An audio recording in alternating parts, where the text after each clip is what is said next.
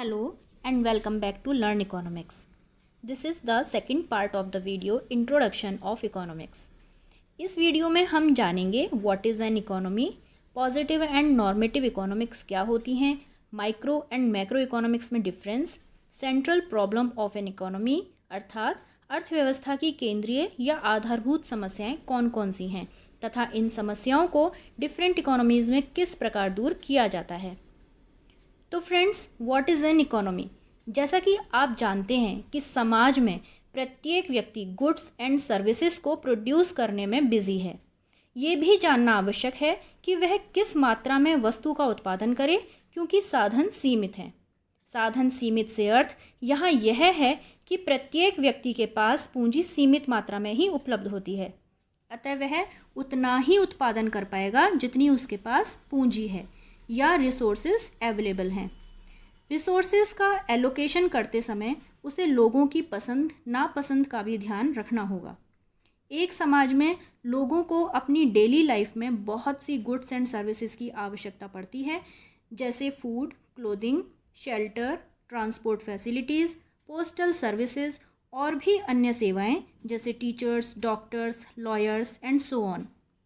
और यही सब लोगों की आय का साधन बनता है, जिससे वे अपनी आवश्यकताएं पूरी करते हैं। अतः अर्थव्यवस्था वह प्रणाली है जिसके द्वारा मनुष्य अपनी आजीविका कमाते हैं तथा अपनी आवश्यकताओं की संतुष्टि करते हैं। नेक्स्ट है पॉजिटिव एंड नॉर्मेटिव इकोनॉमिक्स। हम अपने लास्ट वीडियो में जान चुके हैं कि अर्थशास्त्र से अभिप्राय उस शास्त्र से है जिसके अंतर्गत यह जाना जाता है कि साधनों की दुर्लभता को ध्यान में रखते हुए मनुष्य की अनगिनत आवश्यकताओं को किस प्रकार संतुष्ट किया जा सकता है। मॉडर्न इकोनॉमिक्स में positive and normatives two standard branches हैं। पॉजिटिव इकोनॉमिक्स अध्ययन करती है कि आर्थिक समस्या क्या है और उसे किस प्रकार सॉल्व किया जाए। ये फैक्ट पर बेस्ड होती है, जैसे India is an over populated country.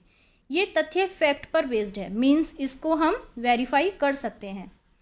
Normative economics it deals with what ought to be, means क्या होना चाहिए या किसी भी इकोनॉमिक प्रॉब्लम को किस प्रकार सॉल्व किया जाना चाहिए।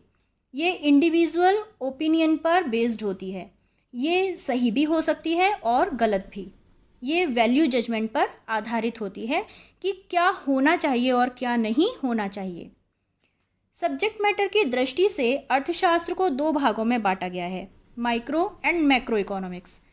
सर्वप्रथम रैगनर फ्रिश ने इस टर्म का यूज़ किया था। अब माइक्रो एंड मैक्रो इकोनॉमिक्स में डिफरेंस समझते हैं। माइक्रो इकोनॉमिक्स, ये ग्रीक वर्ड माइक्रोस से लिया गया है, जिसका अर्थ है छोटा। अर्थात माइक्रो इकोनॉमिक्स अर्थव्यवस्था में छोटी व्यक्तिगत इकाइयों का विश्लेषण करती है, जैसे व्यक्तिगत फर्म किसी उपभोक्ता का या किसी व्यक्ति की आय का अध्ययन करती है। मैक्रो इकोनॉमिक्स, यह भी ग्रीक वर्ड मैक्रोस से लिया गया है, जिसका अर्थ है बड़ा। अतः मैक्रो इकोनॉमिक्स में संपूर्ण अर्थव्यवस्था का अध्ययन किया जाता है, जैसे राष्ट्रीय आय, कुल रोजगार, कुल मांग एवं पूर्ति, मुद्रास्फीति इत्यादि।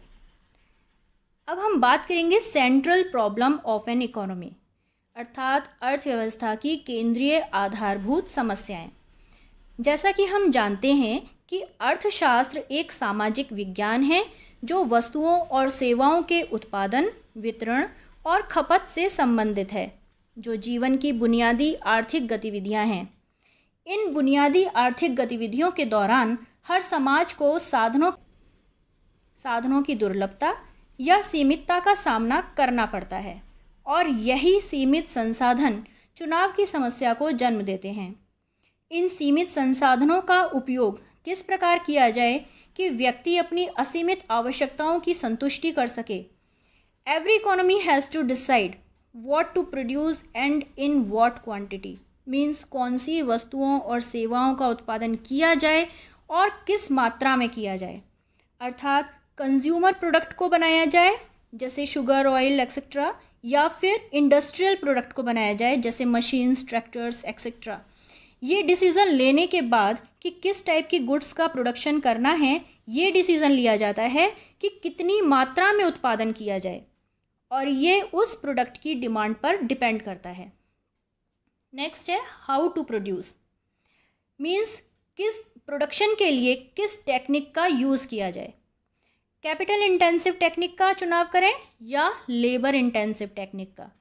अगर इकोनॉमी पूंजी प्रधान है तो कैपिटल इंटेंसिव टेक्निक का यूज़ करना चाहिए, और इसके विपरीत यदि इकोनॉमी श्रम प्रधान है अर्थात पॉपुलेशन ज़्यादा है तो वहाँ लेबर इंटेंसिव टेक्निक का यूज़ करना चाहिए, जिससे प्रोडक्शन की कॉस्ट कम से कम आए।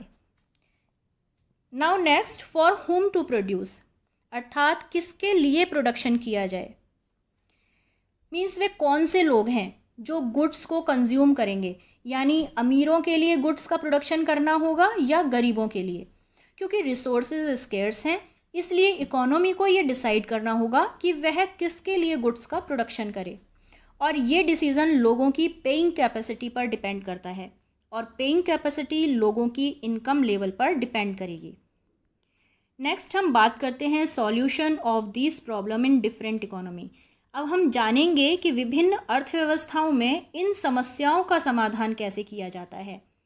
अर्थव्यवस्था में जितनी भी इकोनॉमिक प्रॉब्लम्स होती हैं वे सब एक दूसरे से रिलेटेड होती हैं, क्योंकि इन समस्याओं के उत्पन्न होने के कारण जो हैं वो समान होते हैं, जैसे मनुष्य की असीमित आवश्यकताएं, सीमित संसाधन तथा सीमित साधनों का वैकल्पिक प्रयोग होना। लेकिन प्रत्येक अर्थव्यवस्था इन समस्याओं को अपने हिसाब से हल करती है। अर्थव्यवस्था 3 प्रकार की होती है। नंबर 1, कैपिटलिस्ट इकोनॉमी या पूंजीवादी अर्थव्यवस्था। इस इकोनॉमी में गवर्नमेंट का हस्तक्षेप नहीं होता और प्रोडक्शन रिलेटेड डिसीजन प्रोड्यूसर स्वयं लेता है, जैसे क्या उत्पादन करना है, कैसे करना है तथा किसके लिए करना है। ये सभी डिसीजन प्राइस मैकेनिज्म या मूल्य तंत्र की सहायता से लिए जाते हैं। प्राइस मैकेनिज्म मीन्स जहां demand and supply forces commodities के प्राइस का निर्धारण करती हैं। इस इकोनॉमी में मेन मोटिव प्रॉफिट अर्न करना होता है, जैसे USA, Japan, UK and so on. Next है सोशलिस्ट इकोनॉमी या समाजवादी अर्थव्यवस्था। इस अर्थव्यवस्था में सरकार द्वारा निर्णय लिए जाते हैं। गवर्नमेंट ये डिसाइड करती है कि लोगों के बीच समान रूप से धन का वितरण कैसे किया जाए। ये इकोनॉमी डिमांड एंड सप्लाई के लॉस से प्रेरित नहीं होती। इस इकोनॉमी का मेन मोटिव सोशल वेलफेयर है, अर्थात सामाजिक कल्याण। For example Cuba, Russia, Vietnam etcetera आदि कंट्रीज़ हैं। नेक्स्ट है मिक्स्ड इकोनॉमी या मिश्रित अर्थव्यवस्था। यह पूंजीवादी और समाजवादी अर्थव्यवस्था का संयोजन है। मीन्स इसमें public sector and private sector दोनों ही इंक्लूड रहते हैं। इस अर्थव्यवस्था में प्राइस मैकेनिज्म और सोशल वेलफेयर दोनों को ही ध्यान में रखते हुए what to produce, how to produce and for whom to produce से रिलेटेड डिसीजन लिए जाते हैं। इस इकोनॉमी का main motive maximum profit and social development करना है। For example India, Sri Lanka etcetera. तो फ्रेंड्स, हमने 3 प्रकार की अर्थव्यवस्थाओं के बारे में जाना, परंतु अधिकांश आधुनिक अर्थव्यवस्थाएं मिश्रित अर्थव्यवस्थाएं हैं। कोई भी इकोनॉमी प्योर कैपिटलिस्ट या प्योर सोशलिस्ट नहीं है। अधिकांश देशों में पूंजीवाद की मिश्रित प्रणाली का अभ्यास किया जाता है, जिसका मेन मोटिव मैक्सिमम प्रॉफिट के साथ साथ सोशल वेलफेयर करना भी होता है। So friends, thanks for watching. Please subscribe and stay connected with us.